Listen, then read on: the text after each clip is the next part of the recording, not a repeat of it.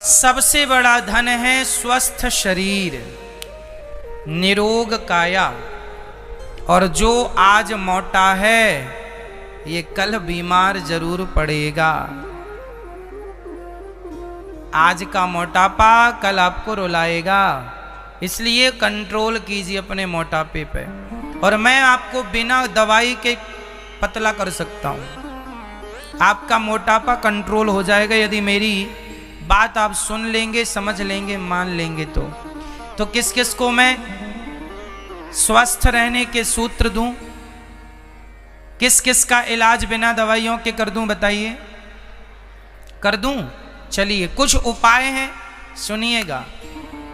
कभी आप बीमार ही नहीं पड़ेंगे यदि आप हमारे ढंग से चलेंगे तो। पहला सूत्र, आपको पानी अधिक पीना चाहिए। शरीर में सबसे ज्यादा पानी की मात्रा है और आप पानी पीते नहीं। डॉक्टर के पास जब भी आप जाते हैं तो सबसे पहले वो बोतल ही चढ़ाता है, ग्लूकोज ही तो होता, पानी तो चढ़ाता है। मतलब शरीर को क्या चाहिए सबसे ज्यादा? सबसे ज्यादा पानी। तो सबसे ज्यादा का अर्थ ये नहीं कि आप बहुत पी लो। कितना पानी पीना चाहिए एक दिन में, दिन भर में कितना पानी पीना चाहिए? आप में से कितनों को ज्ञान है कितना पीना चाहिए? जोर से 5 लीटर। किसने बोला? लो, कुछ भी नहीं, अपने मन से नहीं। 8 लीटर ना बेटा, 8 लीटर पियोगे तो शरीर के सारे सेल्स निकल जाएंगे घुल के, मर जाएगा आदमी यदि ना। गणित आप लोगों की ठीक नहीं है, हम बता रहे हैं, ध्यान से सुनो। ना तो 8 लीटर पानी, ना तो 5 लीटर। कितना पानी सुनो? पर 20 किलो पर 1 लीटर। पर 20 किलो पर, यदि आपका वेट, आपका वजन 20 किलो है तो आप 1 लीटर पानी पिए।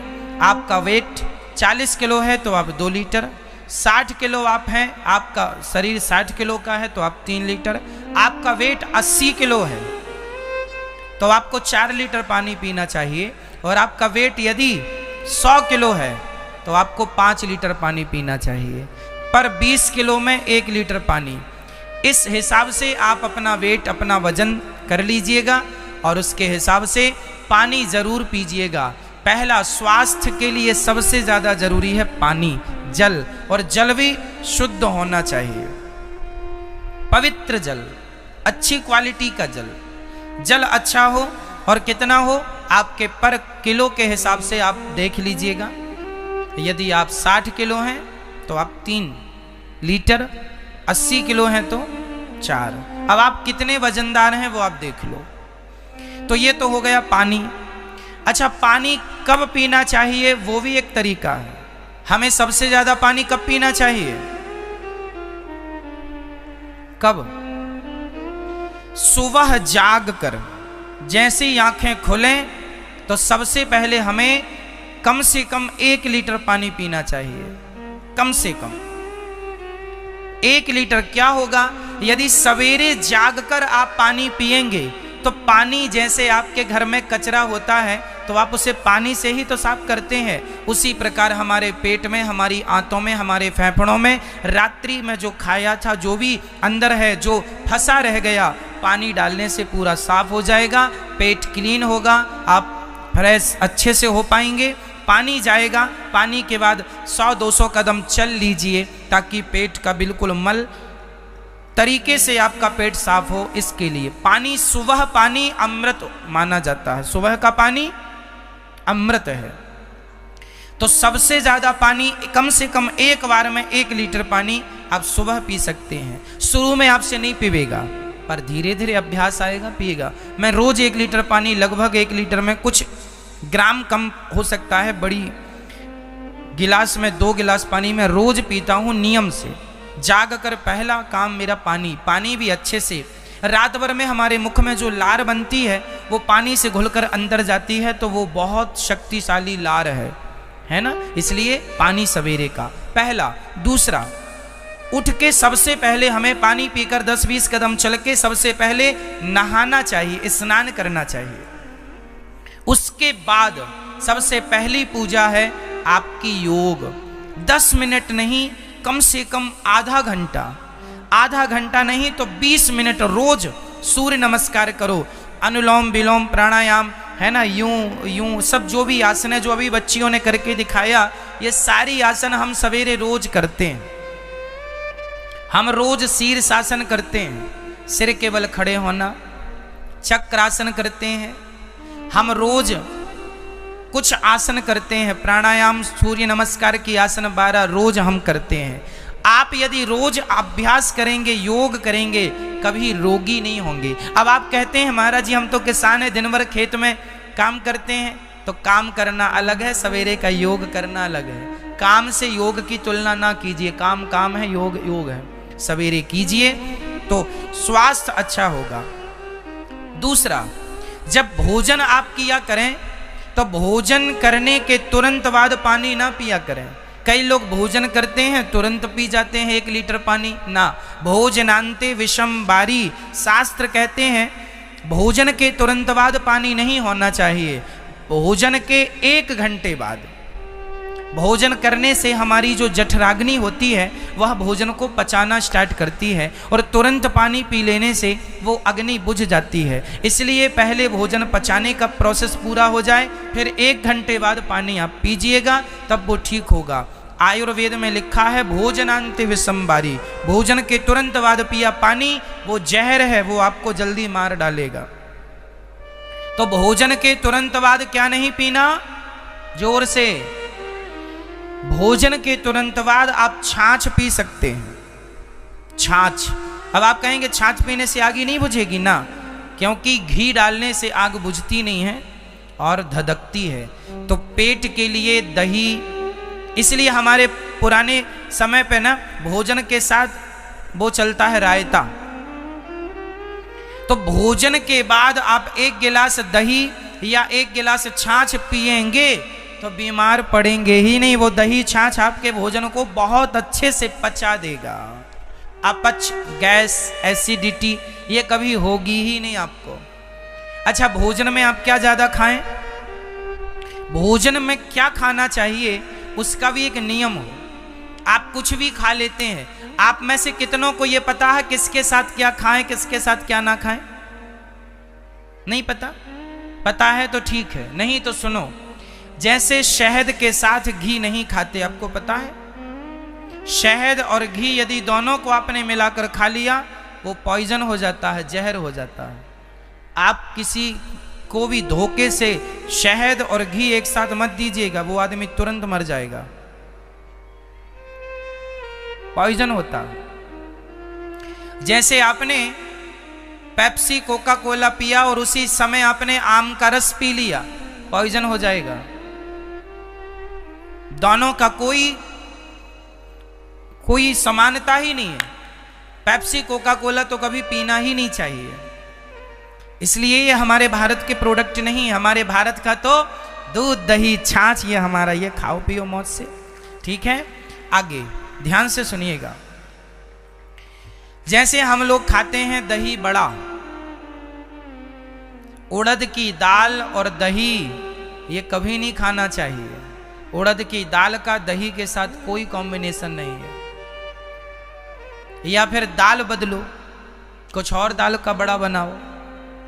ठीक है, कुल मिला के अब जैसे कई लोग भोजन करेंगे और भोजन करने के तुरंत बाद आइसक्रीम खा लेंगे।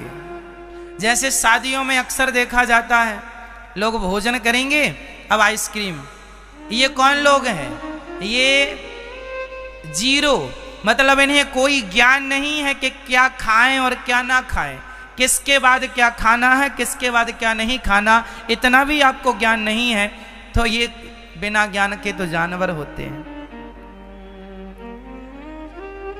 इतना तो सेंस हो कि आपने भोजन किया है, ठंडी चीज है, स्वास्थ्य बिगाड़ेगी वो, इसलिए नहीं, मतलब नहीं, कोई किंतु परंतु नहीं।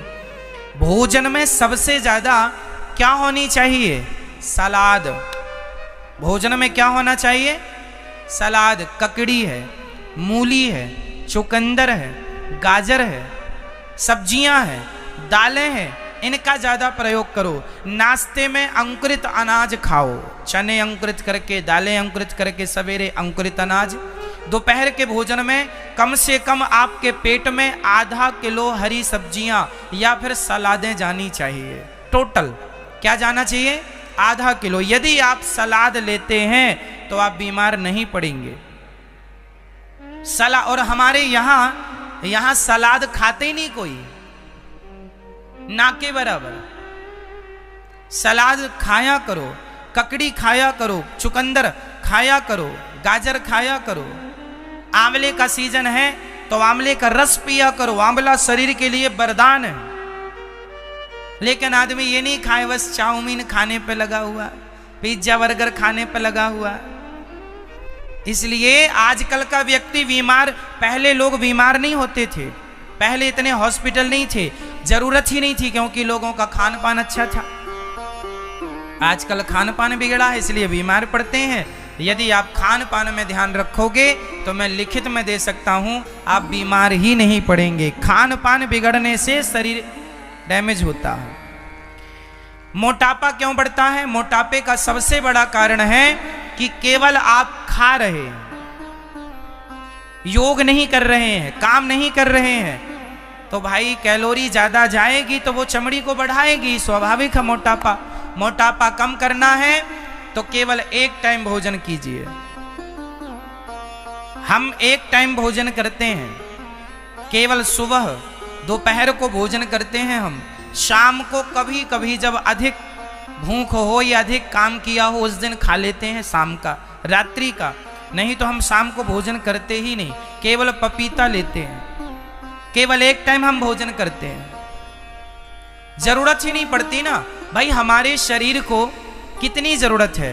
आपका वजन 70 किलो से ऊपर नहीं होना चाहिए, यदि है तो आखिरी 75 से ऊपर नहीं होना चाहिए।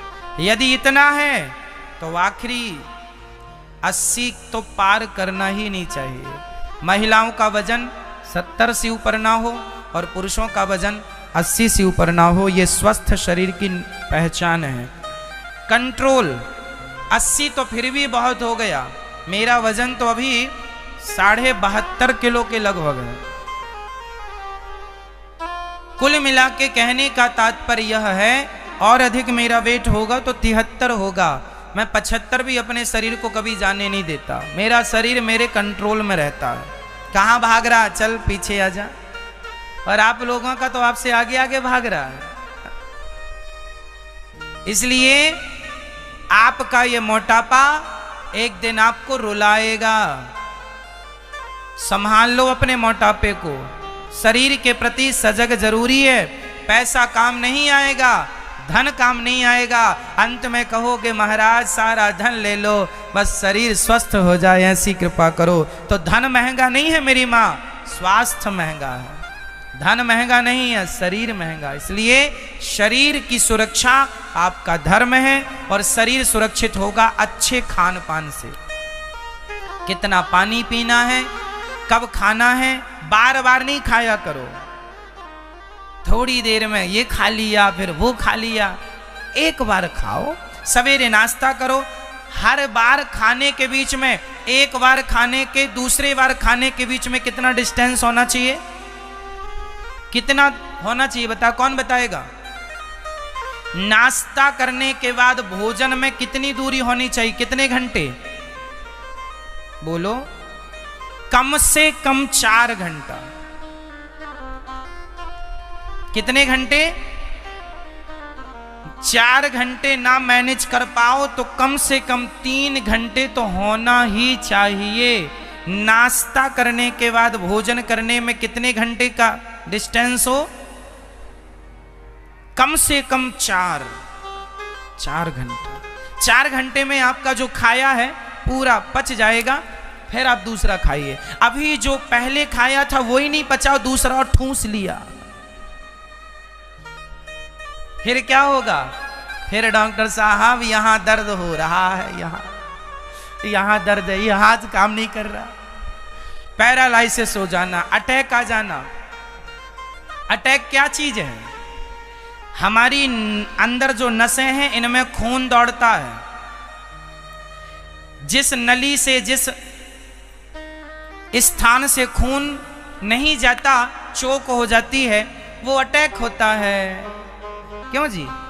इसलिए रोज योग करेंगे, भस्त्रिका प्राणायाम, अटैक कभी नहीं आएगा। भस्त्रिका प्राणायाम करोगे, गहरी सांस, ऐसे पूरी सांस भर लो, ऑक्सीजन, फिर छोड़ो, गहरी भरो, छोड़ो, ऐसा 5 मिनट रोज करोगे, कभी अटैक नहीं आएगा। बाईपास की जरूरत ही नहीं है। अब स्वास्थ्य तो बहुत कुछ बातें हैं, फिर हम योग एक्सरसाइज तो हम करते ही हैं, आपको भी निवेदन करते हैं, आप भी किया करो। अब स्वास्थ्य आपके हाथ है। हमारी माताएं, कुछ ना करो तो कम से कम टहलो, कम से कम 5 से 7 किलोमीटर रोज चलना चाहिए। कितना? 5 से 7 किलोमीटर रोज चला करो मेरी माँ, है ना? हाँ चलो, तो आप लोग समझदार हैं, आप कर लेंगे। ये बात लिखी थी भागवत जी में, जितासनो जित श्वासो जित संगो जितेंद्रिया, सो हमने आपको कह दी। नहाते हैं खासकर पुरुषों को, कई बार गांव गांव में ये देखने को मिलता, पुरुष लोग नहाएंगे कितने बजे? 11 बजे, कुछ, सब नहीं, कुछ नहाएंगे और नहा के केवल अपनी अंडरवियर पहनेंगे बस, और अंडरवियर पहने पहने ही वो 2 अगरबत्ती जला के पूरे घर में जय जगदीश हरे, जय जगदीश हरे, जय जगदीश, पूरे मतलब अश्लीलता फैला रहे हैं।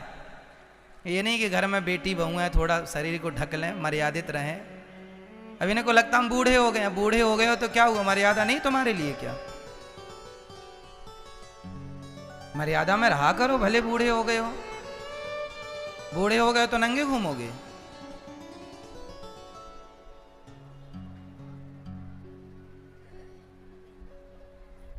मर्यादा सबके लिए है। अगरबत्ती 2, वो भी 11 बजे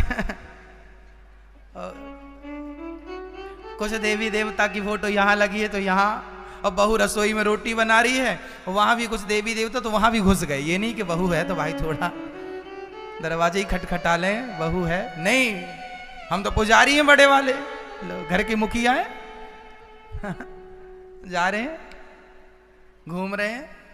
इनकी ये भक्ति, उनको लगता हमने बहुत बड़ी भक्ति कर ली, उनको लगता हम बहुत बड़ी भक्त हो गए हैं। 2 अगरबत्ती जला दी,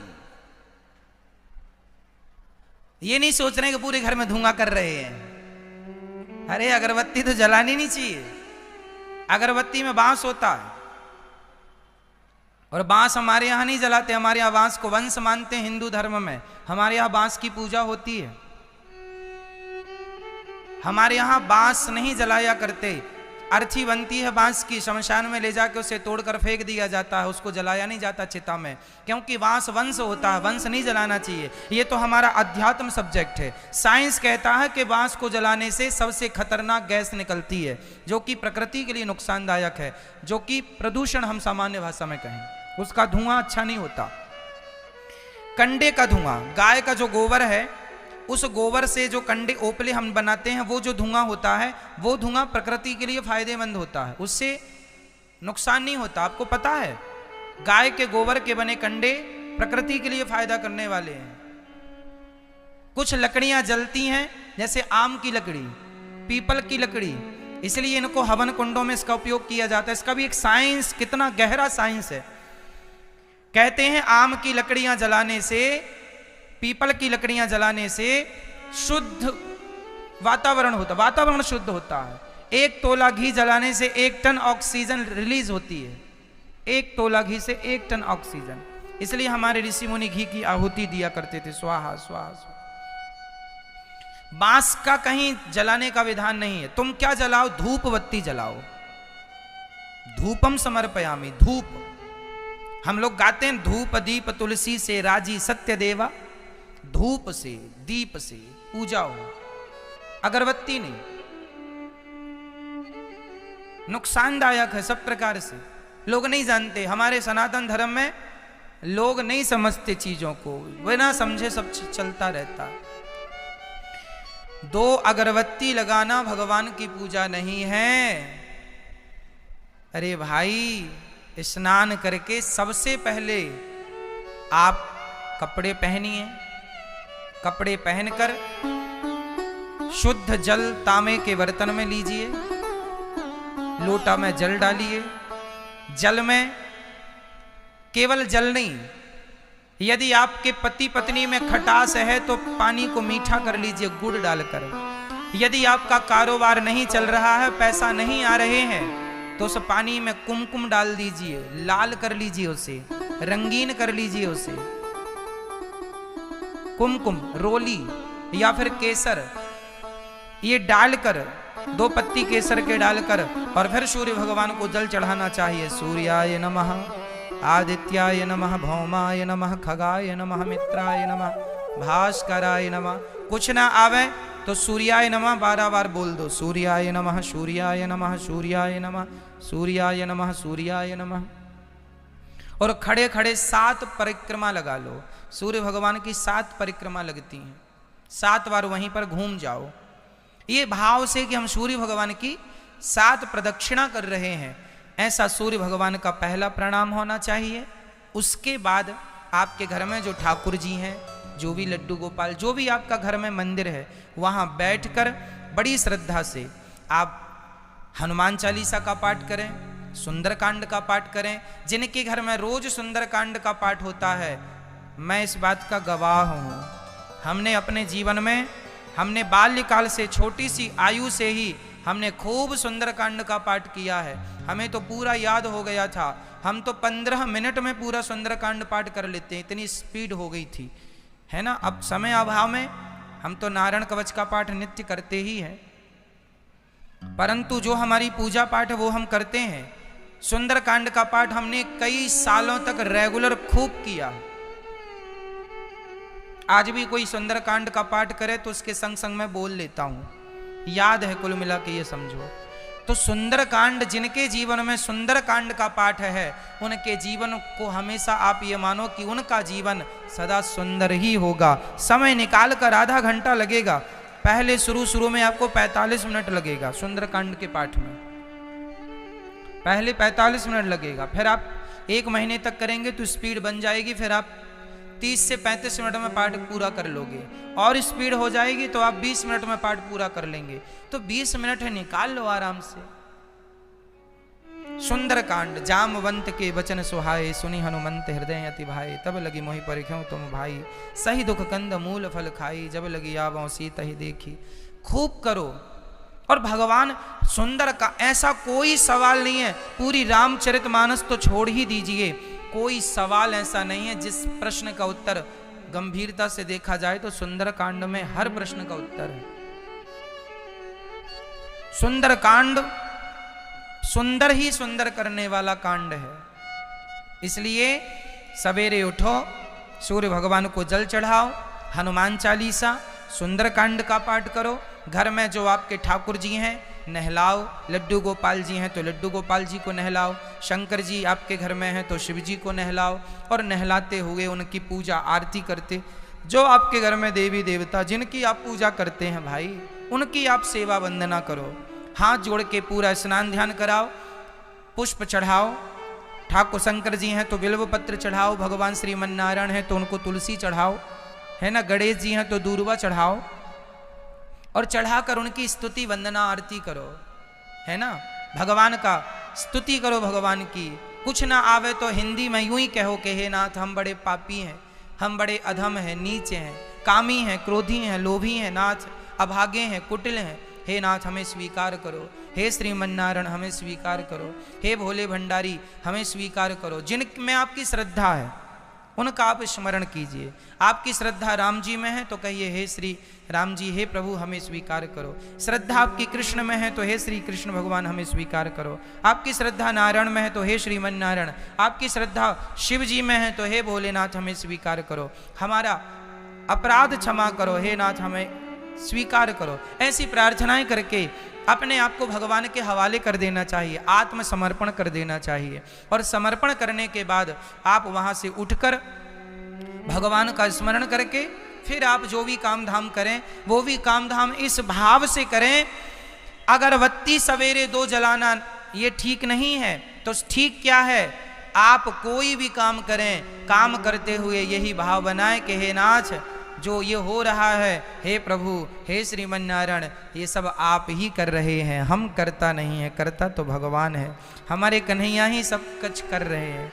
हम अपने आप जो अपना कर्तापन है वो आप हटाकर भगवान को कर्ता बनाकर यदि आप करते हैं तो फिर वो काम करना भी भक्ति है। जैसे माताएं भोजन बनाती हैं, तो आप भोजन किसके लिए बनाती हो मैया? बोलो मेरी माँ। मैया जी नींद आए बता देना, आप भोजन किसके लिए बनाती हैं? यदि आप कहें कि हम भोजन अपने बच्चों के लिए बना रही हैं, हम भोजन अपने पति के लिए बना रही हैं, तो यह भोजन बनाना गलत है। भोजन करेंगे आपके पति और आपके बच्चे ही, पर भाव ये हो कि हम ये भोजन अपने भगवान श्री कृष्ण, अपने श्रीमन नारायण के लिए भोजन बना रहे हैं, अपने भोले भंडारी के लिए भोजन बना रहे हैं, जो भी आपकी श्रद्धा है भगवान के लिए भोजन बना रहे हैं। भोजन भगवान के लिए बन रहा है, इस भाव से भोजन बनाइए, फिर देखिए आपका जीवन कितना परिवर्तन। फिर आपका भोजन बनाने में यदि 1 घंटा खर्च हुआ तो वो 1 घंटा भी भक्ति में ही जुड़ेगा, क्योंकि आपने भगवान के लिए भोजन बनाया। झाड़ू लगा रहे हैं तो इसलिए नहीं कि हम अपने घर में झाड़ू, हे नाथ ये घर तो आपका है और ये आपका पूरा घर भगवान के लिए, आपके लिए मंदिर है, वो पूरा घर भगवान का है, ये सोच के हम तो भगवान के घर में झाड़ू लगा रहे हैं। तो झाड़ू लगाने से भी पुण्य मिलेगा, वो भी भक्ति है, क्योंकि आप अपना मान के करेंगे तो फिर वो पाप पुण्य आपका है। यदि भगवान का मान के यदि आप कहें कि ये घर भगवान का है और भगवान के घर में हम झाड़ू लगा रहे हैं, तो उस झाड़ू में कोई चींटी वीटी भी मर जाएगी तो उसका पाप आपको नहीं लगेगा, क्योंकि आप अपने लिए थोड़ी कर रहे थे, आप तो भगवान के लिए कर रहे हैं। तो आपकी भावनाएं आपको पापों से भी बचाएंगी। कुल मिला के अपने आप को समर्पित कर देना है भगवान के श्री चरणों में। यही भगवान को पाने का इस कली काल में एकमात्र सरल साधन है। स्नान करो तो भी इसी भाव से कि हम भगवान के लिए नहा रहे हैं कि पवित्र होकर हम भगवान की पूजा करेंगे, तो नहाना भी भक्ति हो जाएगा।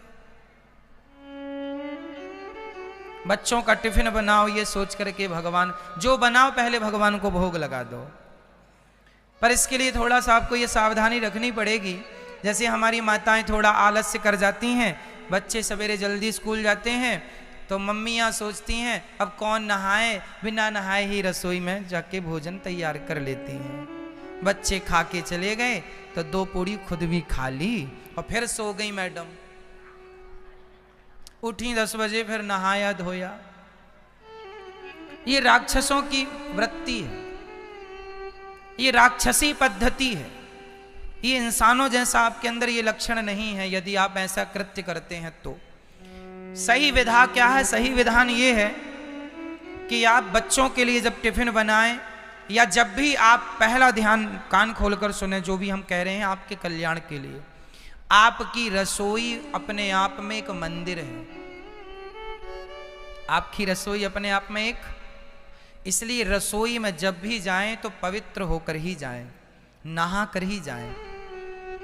लघु शंका गए हैं तो हाथ और पांव धुल लें और 4 कुल्ले कर लें। बिना कुल्ले किए, बिना हाथ मुंह धुले यदि आप बाथरूम करके सीधा रसोई में घुस गए तो आपकी पूरी रसोई भ्रष्ट हो जाएगी, क्योंकि शुद्धि जरूरी है। कारण क्या है? शुद्धि बिगड़ेगी तो शुद्धि से संपर्क है बुद्धि का। क्या बिगड़ेगी? शुद्धि बिगड़ी तो बुद्धि बिगड़ जाएगी, लिंक वही है ना। तो शुद्धि, लघु शंका जाने पर 4 कुल्ला, हाथ मुंह धुलना जरूरी है। यदि आप बुजुर्ग हैं, वृद्ध हैं, तो फिर खटिया पर ही हैं तो आपका दोष नहीं है। शौच के लिए जाएं तो शौच के बाद तो स्नान ही चाहिए, स्नान करके ही आप वापस आएं। जितनी बार जाएं उतनी बार स्नान। स्नान सिर से ना करो, आप एक बार पूरा नहा लिए हैं तो दूसरी बार आप अर्ध स्नान कर सकते। कमर नाभि जो होती है, नाभि को गीला करता हुआ पूरा पानी चरणों में जाए, अर्ध स्नान कहते हैं। आप कंधों से भी पानी डाल करके अपने शरीर को गीला कर सकते हैं, ये भी स्नान है। कहने का अर्थ ये हुआ, शौच की क्रिया के बाद जितने कपड़े पहनकर शौच के लिए जाएं, वो सारे कपड़े धुलना अनिवार्य है, गीले करना अनिवार्य है, या फिर उनको उतार कर कम कपड़े पहन कर जाएं और फिर आप स्नान करें, फिर अंदर जाएं। यही पद्धति बच्चों के लिए। आपके बच्चे यदि 10 साल का बच्चा है, 10 साल तक तो ठीक है, बच्चे नहीं जानते कुछ भी, है ना। 10 साल के पहले तक ये बातें ठीक हैं। बच्चे कोशिश करिए कि बच्चों को भी आप ये संस्कार दे सकें कि बेटा शौच के लिए गए हो तो नहा के आओ, है ना, और पांव धुल के आओ, कुल्ला करो। ये संस्कार अभी से दीजिए। और 10 साल के बाद तो ये सबके लिए बिल्कुल अनिवार्य है, बेटा बेटी सबके लिए। क्यों? इसका बहुत बड़ा प्रभाव पड़ चुका है समाज में। आज देखिए ना, छोटे छोटे बच्चों की बुद्धियां बिगड़ जाती हैं। क्यों बिगड़ जाती हैं? आपने कभी गौर किया? ये बहुत माइनर बातें हैं, इन पर किसी का ध्यान नहीं है। ये दास अनिरुद्ध आपको केवल इसलिए कह रहा है कि आपका घर ना बिगड़े और आपके संस्कार ना बिगड़े, आपके बच्चे ना बिगड़े। आज हमारे समय पर जब हम बच्चे छोटे से थे, हमारे टाइम पे हमें याद है कि 14, 13 साल, 12 साल, 14 साल के बच्चे ना सारे कपड़े उतार के नदी तालाब में नंगे होके नहाते थे। हाँ या ना? गांव गांव की हम ये बात कर रहे हैं, शहरों का तो हमें ज्ञान नहीं है क्योंकि हम शहर में बचपन में नहीं थे। गांव की बात कह रहे हैं। 12, 14 साल के बच्चे सारे कपड़े उतार के तालाबों में खूब दोपहरी भर नहाते थे। क्यों? उन बच्चों को वो सारे कपड़े उतार के नहाते थे, उनके अंदर कोई उनका मन गंदा नहीं था, उनके अंदर कोई विषय वासना नहीं थी। सही है? आप मानते हैं इस बात को? लेकिन आज का 14 साल का बच्चा, आज का 16 साल का बच्चा, हमारे समय पे तो 15-16 साल के बच्चे केवल चड्डी पहनकर पूरे गांव में घूमते थे। कुछ और नहीं पहनते थे, पैंट वैंट, सबके पास कपड़े पहनने के भी पैसे नहीं हुआ करते थे। हमें याद है, हम लोगों को हमारे पिताजी साल में एक बार ही कपड़ा दिलाया करते थे, एक जोड़ी, वो भी बहुत रोने पर। एक जोड़ी कपड़े के लिए 1 महीना रोना पड़ता था कि अब कपड़े फट गए। पीछे पैंट जो पहनते थे पूरा फट जाता था, पूरा पीछे का सिस्टम गायब ही हो जाता था, पैंट का कपड़े नहीं रह जाता था। तब पिताजी को दिखाते थे, देखो ये हालत है। तब फिर वो एक जोड़ी कपड़ा, पैंट शर्ट खरीद के लाते थे, फिर सिलवाते थे। वो भी रेडीमेड वाला नहीं, जीन्स विन्स तो हम लोग जानते ही नहीं थे। जीन्स महंगा आता था, वो सब पहनने की हैसियत नहीं थी। तो ले आते थे टेरी काट के कपड़े, वही शर्ट वर्ट दर्जी सिल देता था और पहने घूमते रहते थे। कुल मिला के कहना ये है कि हम लोगों ने 15-16 साल तक तो चड्डी पहनकर ही गांव में घूमते थे, अंडरवियर के बल पर। ऊपर बनियान, अंडरवियर पहन ली, बस ये ड्रेसअप था। पूरे गांव में बच्चे घूम रहे हैं, सब घूमते थे और कोई विषय वासना नहीं थी। कोई किसी के मन में जानते नहीं थे कि ये क्या होता है संसार। सारे बच्चे सच्चे थे, अच्छे थे, साथ में खेलते थे। आज के बच्चों को जब हम देखते हैं ना, तो आज के बच्चों को देखकर हम अपने उस बचपन को याद करके तुलना करते हैं कि हमारा बचपन में हमारा मन कैसा था और आज के 16-15 साल के बच्चों का। आज तो 15-16 साल के बच्चे शादी, इनको प्यार हो जाता है आजकल। आज के बच्चों को तो 16 साल में प्यार हो जाता है। हाँ या ना? हमारे जमाने में तो हम लोग केवल अपनी माँ से प्यार करना जानते थे। बस माँ है, रोटी दे दिया, खा लिए, पी लिए और आनंद से जो काम था काम किए, नहीं तो पढ़े लिखे और अपना काम से काम। गाय थी तो गाय चराने चले गए, खेल रहे हैं। अब जैसे गर्मी आ गई तो दोपहर में हम लोग पूरा दिन, पूरी दोपहर पीपल की छांव में कंचे खेला करते थे, पूरी दोपहर खूब खेलते थे। कुल मिला के रस्सी खेलते थे हम लोग, रस्सी दौड़, चक्का, साइकिल का चक्का मिल जाए कहीं तो खूब। वो गर्मी में कुल्फी आती थी, कुल्फी मलाई वाला, तो उस जमाने में कुल्फी हम लोग कैसे खाते थे? गेहूं आता था, गेहूं की कटाई हो गई, गेहूं रख जाता था घरों में, तो एक गिलास गेहूं भरे, एक गिलास गेहूं दिया, एक कुल्फी लिया, भाई कुल्फी चूस रहे हैं। पैसे वैसे नहीं हुआ करते थे। माताजी पिताजी काम में लगे हैं, चोरी से गए, एक गिलास लिया, और गिलास ये नहीं पता, अब सोच इतना भोलापन कि ये नहीं पता कि गिलास छोटी लें तो छोटे कम गेहूं आएगा, बड़ी नहीं, कई बार तो लोटा में लेके चले जाते थे गेहूं। और कुल्फी वाला भी बड़ा होशियार, वो एक ही देता था, चाहे कम ले जाओ चाहे ज्यादा। तो एक बार हमने कटोरी लेना शुरू की, छोटी कटोरी, देना तो उतना ही है। तो एक दिन बोला कि ये कम है, हमने कहा कि लोटा में भी तो लाए थे एक बार, उसका हिसाब करो। तो ऐसी कुल्फी हमारे समय पर 1 रुपए की कुल्फी आया करती थी, दूध वाली, उसमें कागज लिपटा रहता था, आप लोगों ने खाई कि नहीं राम जाने। और एक चवन्नी की कुल्फी आती थी, 1 रुपए की 4, वो कुल्फी खाया करते थे। गांव में आया करते थे कुल्फी वाले, है ना, जादू दिखाने वाले भी आते थे, जादू देखा करते थे। कुल मिला के जीवन बड़ा सात्विक जीवन यदि आपका बीत जाए। एक बात बताएं, यदि आपका बचपन, आपका लड़कपन अच्छे से बीता है, संस्कारों से गुजरा है, तो वो संस्कार जो लड़कपन के हैं जवानी और बुढ़ापे तक काम आएंगे, ये याद रखना है बस।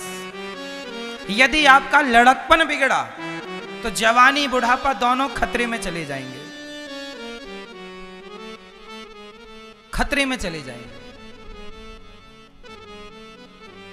आज के बच्चों को प्यार हो जाता है, 15-15 साल की लड़कियां प्यार कर लेती हैं आजकल, गोल गोल रोटी नहीं बनाती, पर उनको प्यार आ गया। कुल मिला के ये है कि आज क्यों ये हो गया, हमारे समय पर क्यों नहीं था? कारण है, हमारे समय पर खान पान शुद्ध था। मुझे याद है जब से मैंने होश संभाला है, हम तो आपको बता रहे हैं, हमें किसी ने बताया नहीं, हमने अपने पिताजी को देख देख कर सीखा है।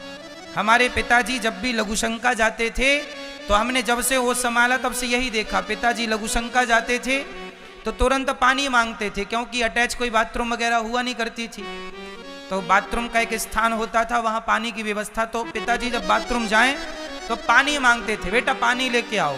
तो नियम था कि वो पिताजी बाथरूम से आएंगे, पानी लेके खड़े हैं, ये दिया, उन्हें कुल्ला किए, पांव धोले, हाथ धोले। तो देख देख कर ये संस्कार आ गया कि लघुशंका जाने के बाद हमेशा पांव धुलना चाहिए, हाथ धुलना चाहिए, कुल्ला करना चाहिए, क्योंकि इससे शुद्धि होती है। शुद्धि होगी अच्छी तो बुद्धि होगी अच्छी।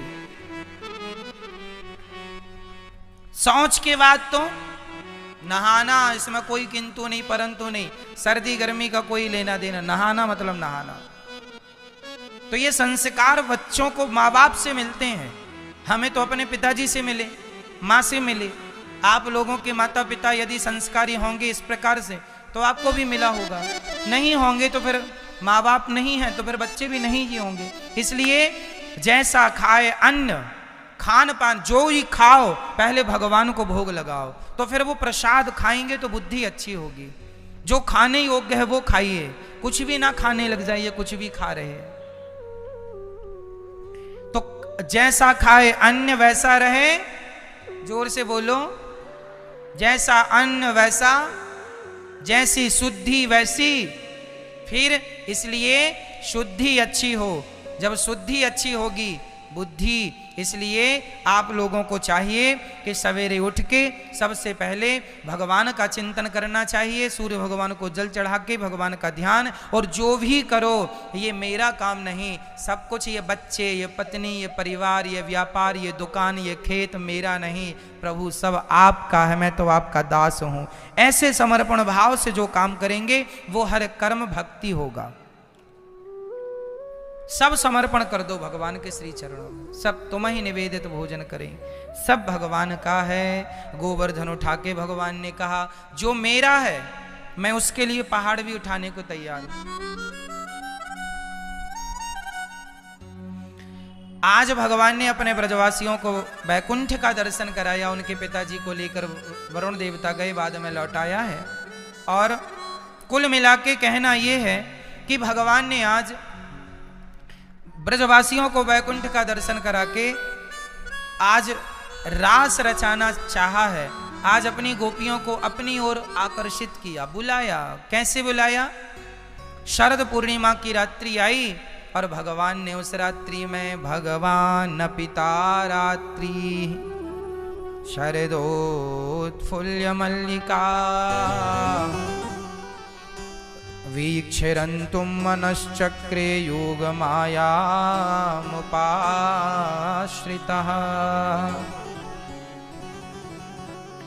भगवान पिता रात्रि, आज वह रात्रि आ गई जिस रात्रि का गोपियों को वर्षों से इंतजार था। आ गई रात्रि, खूब प्रेम से भगवान आज गोपियों का आवाहन करते हैं। आओ गोपियों, क्लीम बीज मंत्र छोड़ रहे हैं भगवान अपनी बांसुरी में। निशम्य गीतम तदनंग वर्धनम ब्रजश्रियः कृष्ण गृहीत मानसा। आज भगवान ने अपनी बांसुरी अपनी अधरों पर रखकर जो फूक मारी, जो बजाया, गजब की बांसुरी बजती है वृंदावन वसैया की। करूं तारीफ मुरली की, या मुरली के बजैया की। जहां चलता ना काम तीर और कमानों से, वहां बातें होती मुरली की तानों से। आज भगवान ने बांसुरी जब बजाई, जो गोपियां जहां थी जैसी थी, सारा काम छोड़ छोड़ करके गोपियां भगवान की ओर बढ़ती हैं, भगवान की तरफ आती हैं। जो गोपी जिस काम में थी, गोपियों को लगा भगवान बुला रहे हैं। बांसुरी बजी, सब बांसुरी बजी तो, पर सुनाई उन्हीं को पड़ी जिन पर भगवान की विशेष, बोलो मेरी मां, कृपा थी। जैसे आप सबके घर में टीवी है, टीवी सबके घर में है, पर ये कथा उन्हीं के घरों में चल रही है। वही लोग कथा सुन रहे हैं जिन्हें भगवान सुनवाना चाह रहे हैं। नहीं तो सब साधन है पर वो चैनल ही नहीं लग पा रहा है सब चीज। कुछ लोग सीरियल देख रहे हैं, कुछ मूवी देख रहे हैं, पिक्चर देख रहे हैं, कुछ देख रहे हैं कुछ। जैसे गोपी जिनको भगवान ने सुनवाना चाहा, उन गोपियों ने बांसुरी सुनी, सबने नहीं सुनी। उसी प्रकार कथा भी वही सुन पा रहे हैं जिन्हें भगवान सुनवाना चाह रहे हैं। आप सुन रहे हैं कथा तो ये ना सोचो कि हम सुन रहे हैं, ये सोचो कि भगवान ने आपको इस कथा का अधिकारी मानकर अपने से जोड़ लिया है। आपको भी ईश्वर ने अपना लिया है, इसलिए आप कथा सुन पा रहे हैं। नहीं, कथाएं सब कहां सुन पाएंगे। कथा सबके बस की नहीं है। कई लोग कहते हैं महाराज जी हमारा तो कथा में मन ही नहीं लगता। तो पूछो तुम्हारा मन कहाँ लगता है? सीरियल में, सास बहू और साजिश में। कारण यही है कि तुम्हारे अंदर वही चीजें हैं, इसलिए मन वहां जा रहा है, उस तरफ भाग रहा है। अरे भगवान में मन सबका थोड़ी लगता है। चक्की में जो एक कील होती है ना बीच में, जिसमें दूसरा पहिया रखा होता है और घूमता है ऐसे ऐसे, उस कील में सब दाना थोड़ी चला जाता है। क्यों? बाकी दाने तो दोनों पहिए के बीच में पिसते चले जाते हैं। कोई दाना उस एक कील में जाके घुसता है, जो कि कितनी भी चक्की चले पिसने से बच जाता है। कोई एक दाना है जो उस कील में जाता है। करोड़ों में कोई एक है आपकी तरह जो आप भगवान की शरण में आए हैं। ईश्वर ने स्वीकार किया है। 135 करोड़ की जनसंख्या है मेरे देश में, 140 हो गए हैं अब। कितने लोग कथा सुन रहे हैं?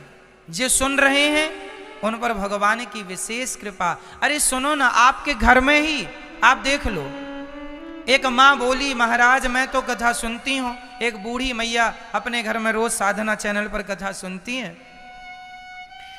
रोज वो अपनी बहू को कहें बेटा सुन लो, बहू बोले ना माँ जी काम है, हम थोड़ा काम कर ले। काम के चक्कर में काम करके वो आराम करने सो जाए। माँ अकेली घर में हैं 4-6 लोग, पर सुनती एक ही माँ है, एक ही व्यक्ति सुन रहा है। या माँ ने जोर जबरदस्ती करके दूसरे को भी सुनवा दिया, तो दूसरे को भी सुनने, बेटा भी सुनने लगा, बेटी को भी आनंद आने लगा। तीसरे दिन बहू ने कहा जरा मैं भी सुनूं, बहू ने भी सुनना शुरू किया। तो घर के 3 सदस्य तो सुनने लग गए, अभी 2 सदस्य नहीं सुन रहे हैं। तो क्या बात है? बात यह है कि 3 को भगवान ने स्वीकार कर लिया है, 3 को ईश्वर ने एक्सेप्ट कर लिया। अभी 2 पर कृपा होनी बाकी है, जब हो जाएगी तो वो भी शरण में आ जाएंगे। जिन पर होती जाएगी उनके भीतर कथा। अरे भगवान जब भी आपके भीतर जाएंगे तो कहां से जाएंगे? प्रविष्टः कर्ण रंध्रेना, कान से ही भगवान प्रवेश करते हैं। इसलिए कथा जरूरी है। आज भगवान बांसुरी बजाए, सब गोपियों ने बांसुरी की तान सुनी, किन्ने जिन्हें सुनवाना चाहा। आज मन हुआ रमण करने का, और सारी गोपियां आई सुनकर बांसुरी। कौन कौन आई? एक सखी गाय दोह रही थी, दुहंत्यो भी ययुः। एक गाय दोह रही थी, बांसुरी की तान सुनी, गाय वहीं छोड़ा, दूध वहीं छोड़ा, बर्तन वहीं छोड़ा, बछड़े को बांधा नहीं, दौड़ पड़ी कृष्ण से मिलने के लिए। भगवान से मिलने की ऐसी उत्कंठा, वाह! छोड़ दिया सब, काम छोड़ दिया। अब बताइए, काम गोपियों ने छोड़ दिया। दूसरी सखी अपने पति के चरण दबा रही थी कि बांसुरी सुनाई पड़ी, अपने पति को छोड़ दिया। हाँ, पति को। एक सखी अपनी सास की सेवा कर रही थी कि बांसुरी सुनाई पड़ी, सास को छोड़ के भगवान की तरफ बढ़ी। एक अपने बच्चे को दूध पिला रही थी कि बांसुरी सुनाई पड़ी, तो बच्चे को छोड़कर भगवान की ओर चल पड़ी। अब मेरा सवाल आपसे है, एक गोपी ने अपने पति को छोड़ दिया, एक ने सास की सेवा छोड़ दी, एक ने दूध पीते बच्चे को छोड़ दिया, और एक ने अपने काम छोड़कर भगवान की तरफ बढ़ी। तो बताइए, ये गोपियां सही कर रही हैं कि गलत? क्या एक स्त्री का अपने पति को छोड़ देना सही है? क्या एक व्यक्ति का अपना कर्म छोड़ देना सही है? हाँ या ना में जवाब दो। बोलो मेरी मां, क्या ये धर्म है? तो क्या गोपियां गलत कर रही थी?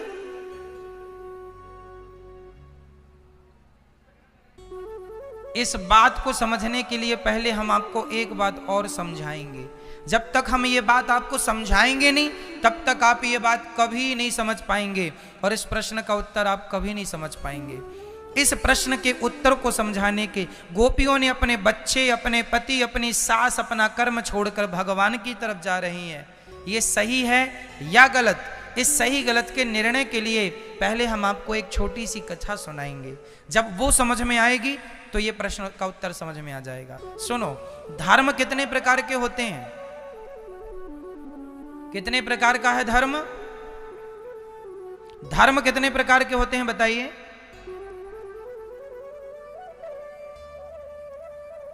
बोलो मेरी मां। 4। धर्म कितने प्रकार के होते हैं? कौन कौन से? एक धर्म होता है सामान्य धर्म। सामान्य धर्म कैसा होता है? पति की सेवा करना, पत्नी का पालन करना, बच्चों को संस्कार देना, माता की आज्ञा मानना, पिता की आज्ञा मानना, गुरु की आज्ञा मानना, मातृदेवो भव पितृदेवो भव, सत्य बोलना, दया करना, ये सब कौन सा धर्म है? जोर से बोलते चलना है। सामान्य धर्म में क्या क्या आ गया? सत्य बोलना, दया करना, माँ बाप की सेवा करना, अपने कर्तव्यों का पालन करना, ये सब सामान्य धर्म है। इस धर्म का पालन किसने किया है? बोलो, इस धर्म का पालन करके किसने दिखाया है? बोलो मेरी मां। भगवान श्री राम ने इस धर्म का पालन किया है। मर्यादा पुरुषोत्तम भगवान श्री राम ने सामान्य धर्म का ही पालन किया है। सामान्य धर्म है, राम जी अपनी मां की बात मान के वनवास चले गए, अपनी पत्नी के लिए रावण से लड़ गए, सब सामान्य धर्म है। राम जी ने कभी झूठ नहीं कहा, यह भी सामान्य धर्म है। दया करते थे राम जी, सामान्य धर्म है। अब दूसरा धर्म होता है विशेष धर्म। कौन सा धर्म? विशेष धर्म। ये विशेष धर्म क्या है? विशेष धर्म है, विशेष धर्म का पालन किसने किया? श्री लक्ष्मण जी ने विशेष धर्म का पालन किया था। श्री लक्ष्मण जी ने, लक्ष्मण जी जो हैं, इन्होंने अपनी पत्नी, अपनी माता, अपने पिता सबको छोड़ दिया। किसके लिए? किसके लिए? पत्नी, पुत्र, परिवार की जिम्मेदारियां उठाना सामान्य धर्म है, पर भगवान के लिए सबको छोड़ देना ये विशेष धर्म है। सबको छोड़ दिया लक्ष्मण जी ने। यहां तक कि खाना, कल सुनाया हमने आपको, पत्नी, निद्रा और भोजन सब छोड़ दिया। ये विशेष धर्म है। किसके लिए छोड़ा? भगवान। यदि भगवान के लिए पति छोड़ा जाए, पत्नी छोड़ी जाए, पुत्र छोड़ा जाए, सारे जिम्मेदारियां ईश्वर के लिए छोड़ी जाए, तो वो विशेष धर्म माना जाएगा। गोपियों ने सब छोड़ा, भगवान के लिए छोड़ा, इसलिए उनका छोड़ना सही है, वो विशेष धर्म है। तीसरा धर्म होता है विशेषतर धर्म। विशेषतर धर्म का पालन किया है श्री भरत जी ने। विशेषतर धर्म का पालन किसने किया? श्री भरत जी ने। ये धर्म कैसा है? ये धर्म ऐसा है कि इसमें, अच्छा, लक्ष्मण जी भगवान की बात नहीं मानते। बताओ, लक्ष्मण जी ने भगवान की आज्ञा मानी या नहीं? हां, बहुत सारी आज्ञाएं हैं जो लक्ष्मण जी ने नहीं मानी। कौन कौन सी नहीं मानी? राम जी ने पहली आज्ञा दी कि तुम मेरे संग मत जाओ, अयोध्या रहो। लक्ष्मण जी ने कहा ऐसा नहीं होगा, नहीं मानेंगे आपकी बात, नहीं मानी। भरत जी मिलने आए चित्रकूट में, कह रहे हैं अभी मैं भरत को मार दूंगा। उसकी मां नागिन है तो नागिन का बेटा नाग ही होगा। सेना लेके आ रहा है आपको मारने के लिए, अभी आप आज्ञा दो, मार दूंगा। राम जी बोले चुप हो जा भरत, ऐसा नहीं है। लक्ष्मण जी बोले आप भोले भाले हो, आप चुप रहो, मैं आज न्याय करूंगा। उसकी मां ने षड्यंत्र रचा है, अब बेटे का मैं पूरा नहीं होने दूंगा। हम लोगों को निहत्था जान के जंगल में मारने आ रहा है कि 14 साल बाद लौट के आएंगे तो फिर झंझट होगी, अभी मार डालो। लक्ष्मण जी ऐसा सोच रहे हैं। राम जी कह रहे हैं ऐसा मत बोलो, नहीं मानना लक्ष्मण जी को, नहीं माने बात, नहीं माने। गुस्सा करते ही बाद में आकाशवाणी ने कहा, और लक्ष्मण जी, भरत जी जब आके चरणों में गिरे तब उनको लगा रे ये तो भरत वैसा नहीं है जैसा मैं सोच रहा था। कई जगह ऐसी हैं जहां लक्ष्मण जी ने भगवान जी की बात नहीं मानी। विशेष धर्म यह है कि अच्छा ये बताओ, अभी भगवान कृष्ण यहां प्रकट हो जाएं और प्रकट होके कहें सुनो हमारी कथा ना सुनो, हमारा नाम ना जपो, यही आज्ञा है, तो भगवान भी कहेंगे कि हमारी कथा और हमारा नाम ना जपो, तो हम भगवान की सब आज्ञा मानेंगी, पर ये वाली आज्ञा नहीं मानेंगे भगवान की। तो क्या मानना, भगवान की भी बातें हम लोग नहीं मानते, कुछ नहीं मानते। हमारे यहां भगवान के 24 अवतार हैं, 24 में एक अवतार ऐसा है जिनको हम लोग नहीं मानते, बुद्ध अवतार। हमारे यहां बुद्ध अवतार, बुद्ध भगवान की कहां ज्यादा पूजा है। कोई सवाल करे कि 24 अवतार में बुद्ध अवतार है, आप मानते क्यों नहीं है? नहीं मानते हम लोग। क्यों नहीं मानते? कारण है, क्योंकि बुद्ध भगवान ने आकर के, भले वो भगवान थे, भगवान के अंशावतार हैं, उन्होंने वेदों का खंडन किया है, उन्होंने वेदों का खंडन किया है। तो भगवान आप ही आकर कहें कि वेद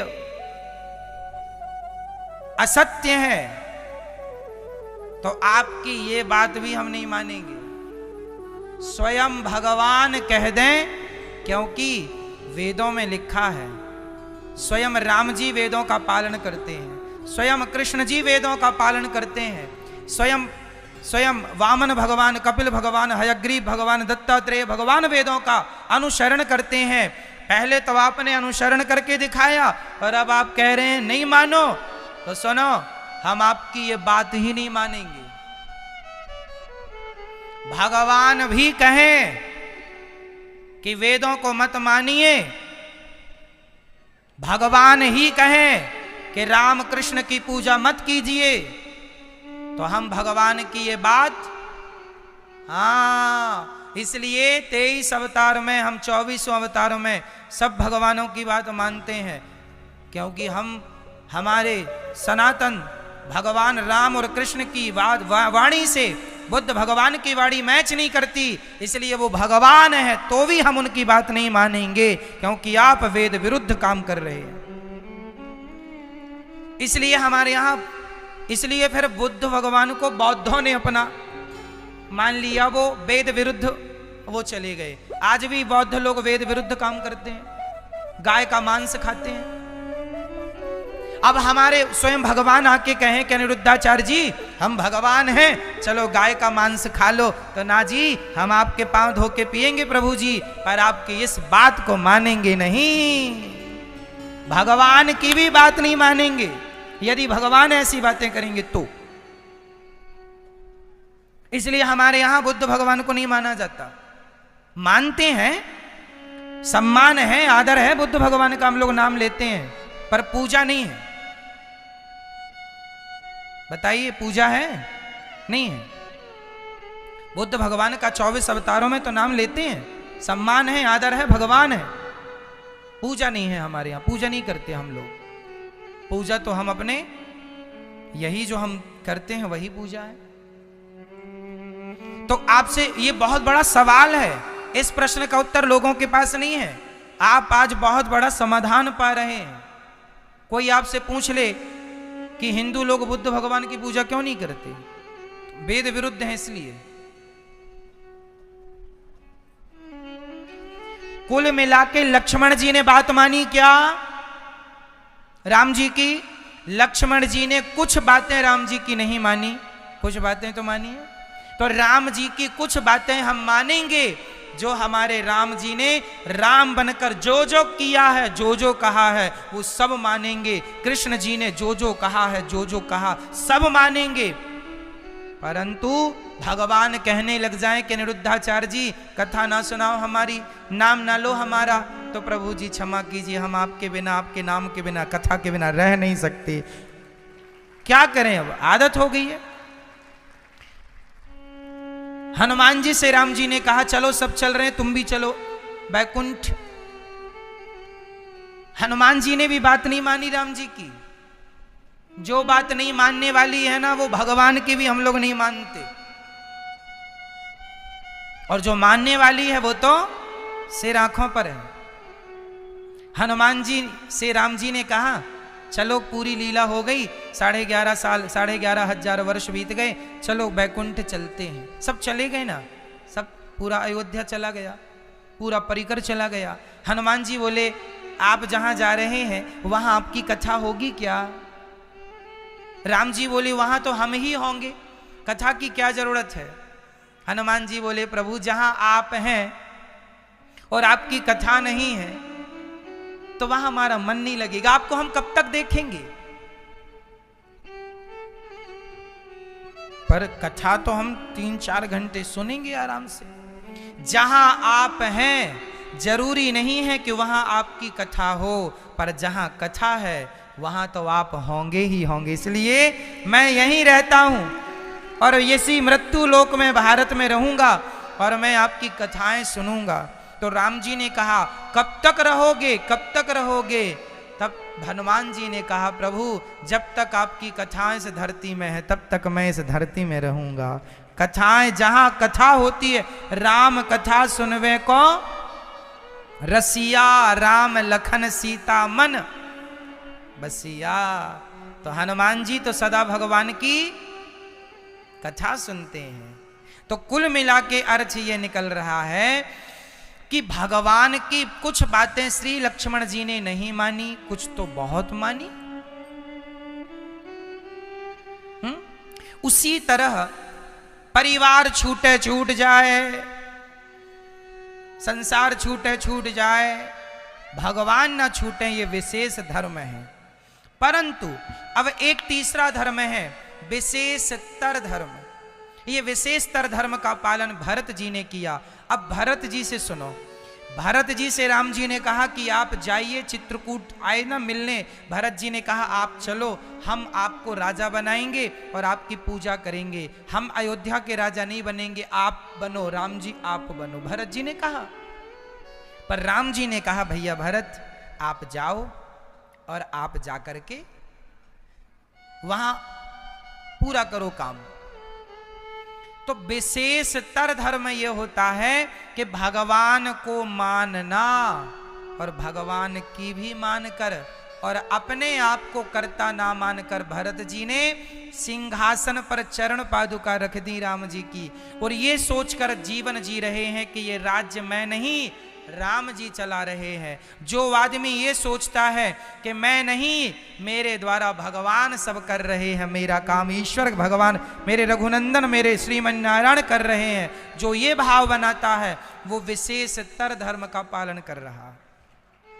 मैं नहीं करता, जैसा कि अभी मैंने कहा कि झाड़ू लगाओ तो इस भाव से कि भगवान के मंदिर में हम झाड़ू लगा रहे हैं, भोजन बनाओ तो इस भाव से कि भगवान के लिए बना, मतलब जो भी करो किसके लिए करो, तो भगवान के लिए जो करो वो हो, वो विशेषतर धर्म कहलाएगा। और चौथा धर्म है विशेषतम, जिसे शत्रुघ्न जी ने पालन किया। जिसका पालन किसने किया? शत्रुघ्न जी ने। शत्रुघ्न जी ने कौन सा धर्म निभाया है? विशेषतम। ये क्या है? ये भगवान की सेवा नहीं करता। शत्रुघ्न जी ने किनकी सेवा की? बोलो किसकी? भरत जी की। और भरत जी कौन है? कौन है? भगवान के भक्त। भगवान के भक्तों की सेवा करने वाले विशेषतम धर्म, चारों धर्मों में सबसे श्रेष्ठ शत्रुघ्न जी वाला धर्म है।